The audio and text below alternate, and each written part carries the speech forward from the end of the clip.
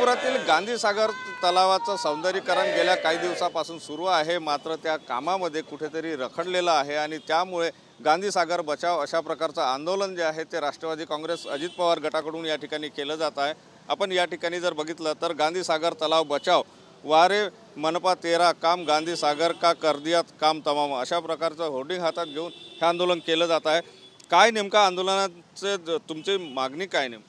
2019 पासून या आमच्या मध्य नागपूर विधानसभा क्षेत्रातला जो सर्वात मोठा तलाव आहे, जो लोकांकरिता आहे, वरिष्ठांकरिता आहे, त्या तलावाच्या सौंदर्यीकरणाच्या नावावरती 49 कोटी रुपयाचा पूर्ण जो घोड आहे तो घोड नागपूर महानगरपालिकेने केलेला आहे आणि त्याचबरोबर ज्या ठेकेदाराला हा कंत्राट दिलेला होता त्या ठेकेदाराने हा पूर्ण पैसा जो आहे तो आम्हाला एक सांगायचे आहे की पूर्ण जो 49 कोटी रुपयाचं काम ते लोक सांगतात की बा या काय काम रखडलेलं आहे नेमकं?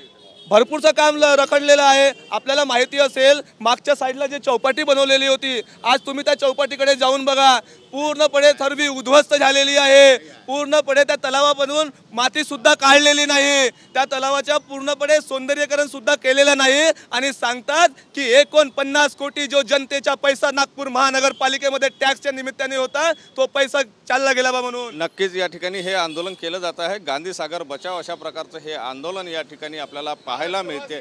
आता यांना गांधी सागर बचाव मध्ये किती यशस्वी ते हे पाहावं लागणार आहे। Cameraman Sai Sunil Dhage, TV9 Marathi, Nagpur.